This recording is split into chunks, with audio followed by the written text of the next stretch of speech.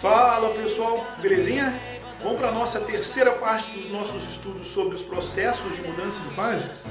Pessoal, nessa videoaula nós vamos tratar as mudanças de fase agora do ponto de vista matemático.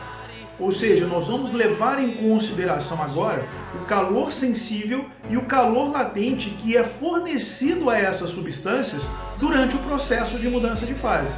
Ou seja, eu vou diferenciar com vocês o que é o calor sensível, qual que é a função dele, e o que é o calor latente e qual a função dele. Belezinha? Então vamos lá.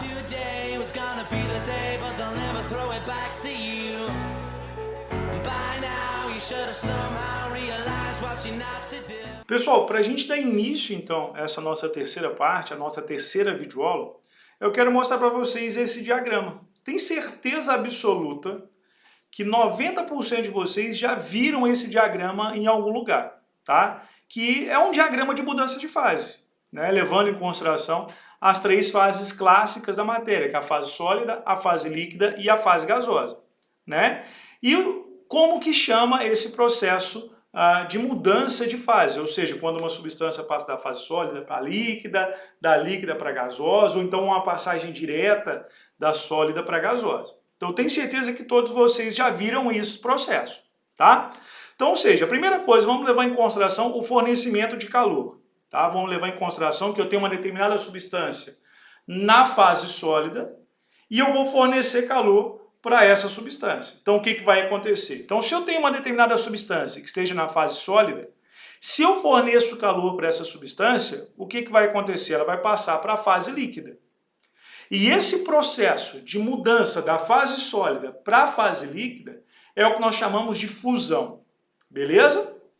Quando nós continuarmos fornecendo calor para essa substância ela vai sair da fase líquida e vai passar então para a fase gasosa. E esse processo de mudança da fase líquida para a fase gasosa é o que nós chamamos de vaporização. Gente, pelo amor de Deus, toma cuidado com isso. Quando nós falamos a respeito do processo de vaporização, eu tenho três tipos de vaporização. Quais são esses três tipos? Evaporação, que é a passagem lenta e gradual da fase líquida para a fase gasosa. Pessoal, nós temos a ebulição, que é a passagem de forma turbulenta da fase líquida para a fase gasosa. E nós temos a calefação, que é a passagem de forma instantânea da fase líquida e para a fase gasosa. É muito simples da gente ver esses três processos. Vou mostrar para vocês. Então, olha aqui para vocês verem essa figura que eu coloquei aqui, ó. A evaporação é aquele processo de vaporização que acontece de forma lenta e gradual, ou seja, é o que acontece quando a gente coloca uma roupa no varal para secar, é o que acontece quando a água de um lago evapora, tá? Nós temos a ebulição, que é quando a gente coloca uma água para ferver. Então, a água fervendo dentro de uma vasilha, aquelas borbolhas que formam dentro da água é a ebulição, é a passagem da fase líquida para a fase gasosa. E nós temos a calefação, que é aquele processo que acontece quando você borrifa a água em uma superfície muito quente. Se você pegar, por exemplo, uma chapa quente, um ferro de passar roupa e jogar ali gotículas de água sobre a superfície quente, você vai ver que ela vai passar instantaneamente da fase líquida para a fase gasosa. Beleza? Pessoal, além dessas três passagens, né, da fase sólida para a líquida, da líquida para a gasosa, nós ainda temos a passagem direta da fase sólida para a fase gasosa. Essa passagem direta da fase sólida para a fase gasosa é o que nós chamamos de sublimação. É o que acontece, por exemplo, com aquelas bolinhas de naftalina, né? Que os nossos avós colocavam, por exemplo, dentro de um guarda-roupa para conservar as roupas, manter as roupas livres das traças, tá? Então, ou seja, a passagem direta da fase sólida para a fase gasosa é o que nós chamamos de sublimação. Nós temos o processo inverso, tá? O que é o processo inverso? É quando eu retiro o calor da substância. Então, ou seja, eu tenho uma substância na fase gasosa e eu quero levar essa substância para a fase sólida. Como que eu faço isso? Eu faço isso retirando o calor. Então, ou seja, a passagem da fase gasosa para a fase líquida, nós chamamos de condensação ou liquefação.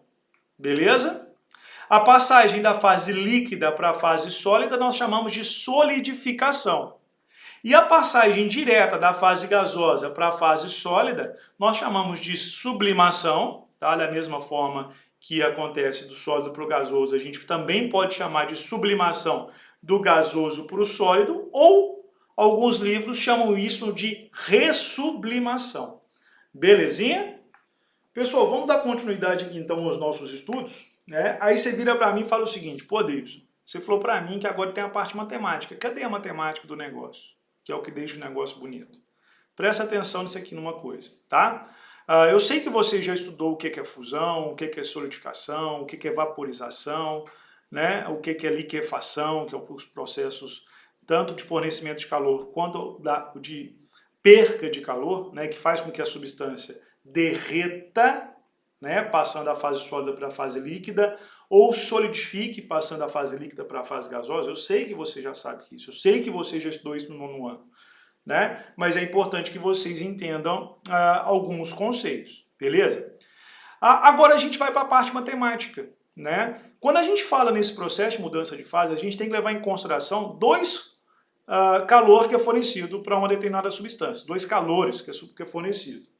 Um calor que nós chamamos de calor sensível e uma quantidade de calor que nós chamamos de quantidade de calor latente, beleza? E existe uma diferença gigantesca entre essas duas quantidades de calor. E eu vou falar com vocês a partir de agora. Então presta atenção. O que é a quantidade de calor sensível? O que é o calor sensível? Você precisa entender o seguinte, que o calor sensível é aquela quantidade de calor que é trocada pela substância enquanto essa substância se encontra na mesma fase. O que isso significa? Significa dizer o seguinte: se eu pegar uma determinada quantidade de gelo, aqui eu tenho gelo, tá? Uma determinada quantidade de gelo. Vamos supor que esse gelo estava a uma temperatura inicial de menos 10 graus Celsius. Para esse gelo derreter, o que tem que acontecer? A temperatura dele tem que variar de menos 10 a 0. Porque o gelo ele só vai passar para a fase líquida, ele só vai iniciar o processo de mudança para a fase líquida quando ele atingir uma temperatura de quanto? De 0 graus Celsius, beleza? Então, para esse gelo passar da fase sólida para a fase líquida, é necessário que eu faça com que esse gelo atinja primeiro a temperatura de 0 graus Celsius. E a quantidade de calor que é fornecida para aumentar a temperatura de menos 10 para 0 é uma quantidade de calor que nós chamamos de quantidade de calor sensível, que é dada por uma equação que nós já estudamos. Qual que é a equação? É a equação fundamental da calorimetria, que é igual a M vezes C vezes delta θ. O que representa a quantidade de calor sensível que é fornecida à substância, o M representa a massa da substância, o C representa o calor específico da substância, que isso depende da fase da matéria que ela se encontra, tem que deixar isso bem claro. E o delta θ representa a variação de temperatura. O que isso significa? Significa dizer o seguinte, que enquanto uma substância está mudando a sua temperatura, está ocorrendo variação de temperatura, a quantidade de calor que ele está recebendo é uma quantidade de calor sensível. A partir do momento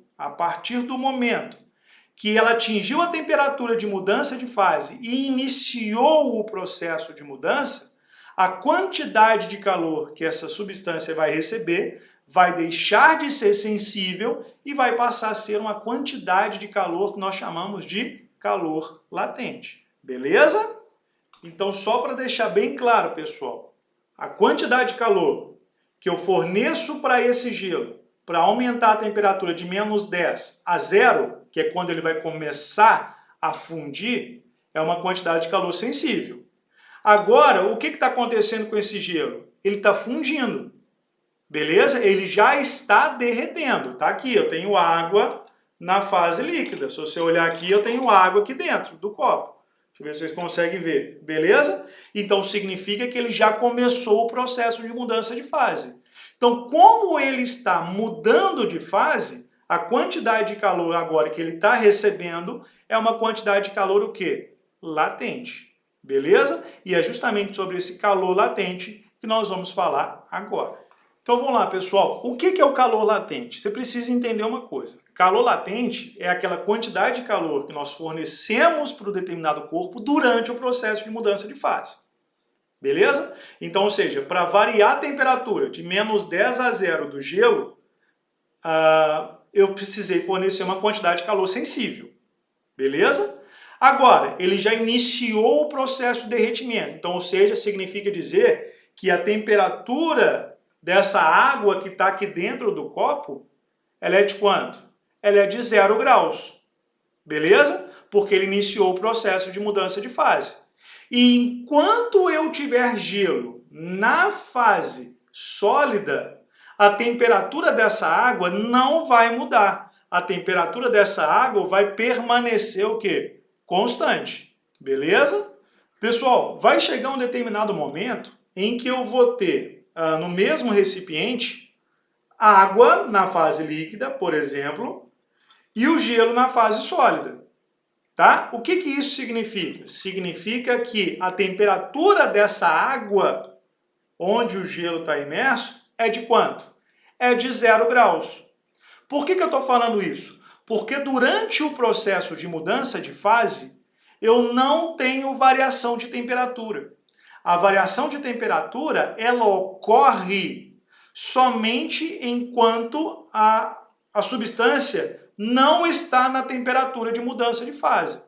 Então, por exemplo, se eu tenho gelo a menos 10 e eu quero derreter esse gelo, a primeira coisa que eu tenho que fazer é o quê? Fornecer calor para elevar a temperatura de menos 10 a 0. Beleza, atingiu 0 graus, o que ele vai começar a acontecer?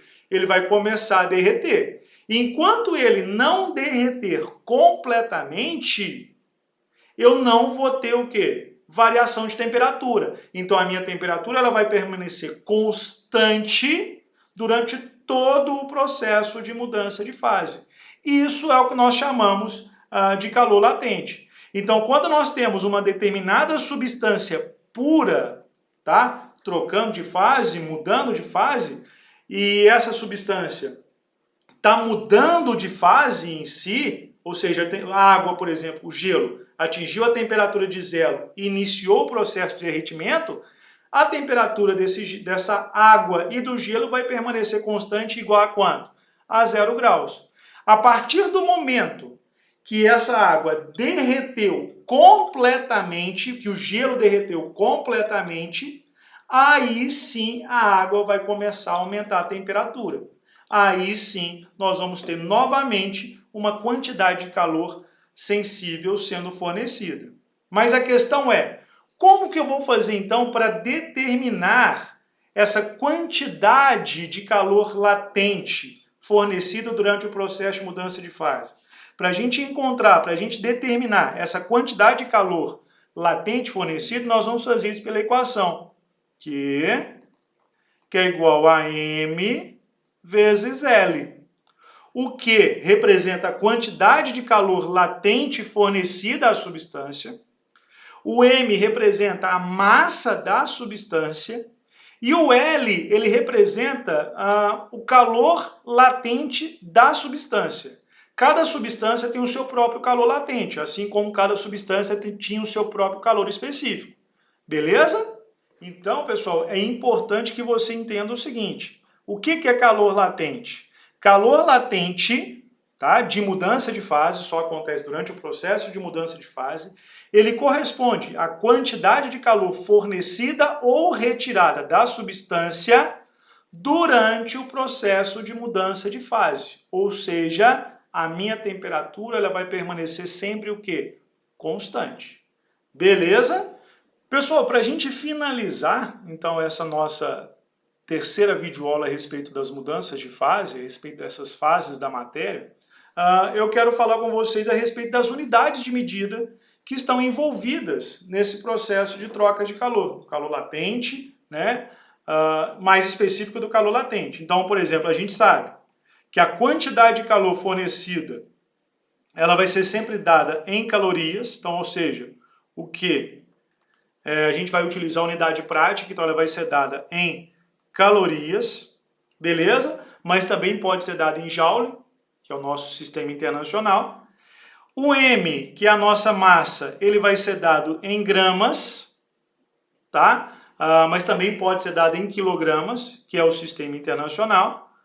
E o nosso calor latente, ele vai ser dado em quê? Em calorias por grama. Assim como ele pode ser dado também em joule por quilograma. Aqui eu estou colocando as unidades práticas, que é as unidades que a gente mais vai utilizar. Belezinha? Pessoal, eu queria fazer, antes da gente finalizar, só uma observação aqui com relação a essa ideia do calor latente. Beleza? Presta atenção nisso aqui, tá? Se a gente considerar uma pressão normal, tá, de 1 atmosfera para água, tá? Estou considerando a substância água, a gente vai ter os seguintes calores latentes, beleza? De fusão, de solidificação, de vaporização ou de condensação, beleza? Então, o calor latente de fusão da água, que é o nosso Lzinho, nós vamos chamar de LF, ele vale 80 calorias por grama. Isso é tabelado. Sempre vai ser 80 calorias por grama. O calor latente de solidificação sempre vai ser menos 80 calorias por grama. Por que menos 80? Porque eu estou retirando o calor para essa substância solidificar. Beleza? O calor latente de vaporização da água é de 540 calorias por grama. E o calor latente de condensação, que é o processo inverso, que é a passagem da fase gasosa para a fase líquida, então eu vou retirar 540. O que isso significa? Significa dizer o seguinte, presta bastante atenção. Que se eu quero fundir 1 grama de água, eu preciso fornecer 80 calorias de energia. Beleza? Se eu quero vaporizar 1 grama de água, eu preciso fornecer 540 calorias de energia. Beleza? E os processos inversos é a mesma coisa. Se eu quero solidificar 1 grama de água, o que eu vou ter que fazer? Eu vou ter que retirar 80 calorias dessa substância. Belezinha, pessoal? Pessoal, eu vou encerrar aqui então essa nossa terceira parte dos nossos estudos sobre os processos de mudança de fase. Espero que tenha ficado claro para todos essa parte matemática, ou seja, que envolve o calor sensível, o calor latente, qual é a diferença entre o calor sensível e o calor latente. E a gente volta numa quarta e última parte para a gente tratar das curvas de aquecimento nesses processos de mudança de fase. Ou seja, nós vamos identificar através de um diagrama onde que está sendo fornecido o calor sensível e onde está sendo fornecido o calor latente. Belezinha? Então, pessoal, abraço, fique com Deus e até a nossa próxima videoaula. Tchau, tchau.